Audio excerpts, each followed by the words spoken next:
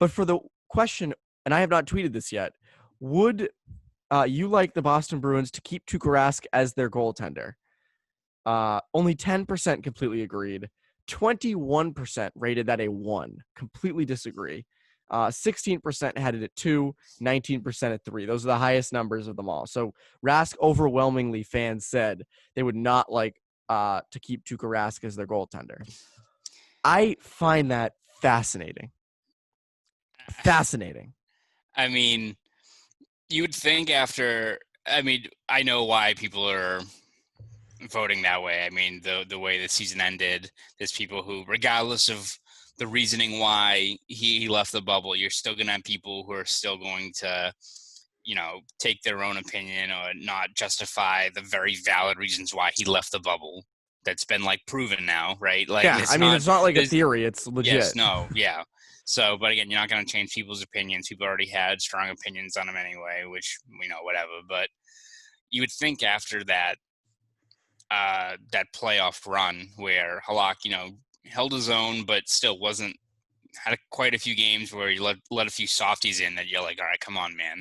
You would think that would be a moment where people would be like, oh, wow, maybe Tuukka is pretty good, but apparently not. Apparently it's, regardless of the, track record he has or how he was a Vezina runner-up last year. Apparently, I just don't think he can get out of that kind of narrative that I think people have painted him in this town, as whether it's not, you can't win with them or he's not invested or whatever kind of argument they want to kind of craft to fit how they think about him. But I mean, I understand Bruins fans are very passionate, and I can find the reasoning for a lot of differing opinions that I can respectfully disagree with. The Tuukka Rask one, I still think melts my brain in terms of.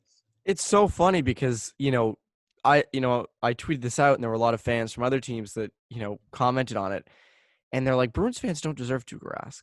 No. Really don't. I mean, and I love Bruins fans. I do. I love them. They're great. They're passionate people, and I respect that. And by the way, not all Bruins fans don't like Tuukka Rask. A lot like him. A lot like him. It's not like this is a 100% negative. But just from the survey, I mean, you have a good portion of respondents saying, "Yeah, I don't want Tuukka as my goalie anymore." I mean, what do you want? I mean, I understand that around the league, you have Jordan Binnington winning a cup randomly. You have some of these backup goalies taking their teams deep, but that is once a playoffs does a team, one team every year does that. That's not like a consistent way to win. I mean, Vasilevsky just won.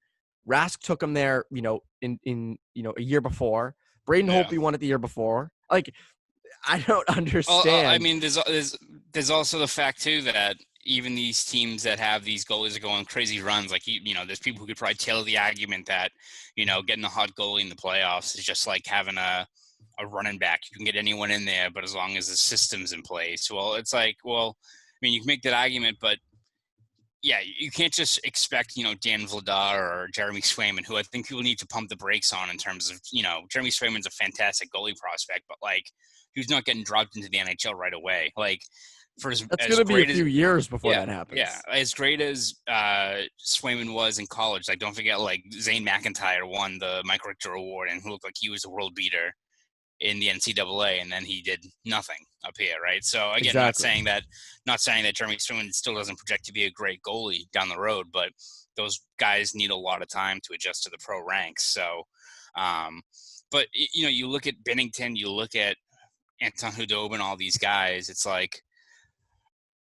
yes, they're good goalies, but also look at the system around them. I mean, look at Jordan Binnington and that team that they built around them in terms of just how large, that defense was, how, dynamic they were. I mean, you get Pietrangelo, Parayko, Jay Bouwmeester, Edmondson, all these huge dudes, helps out quite a bit when you have that, right? And look at Dallas. Dallas had a big decor too, and a lot of impactful guys.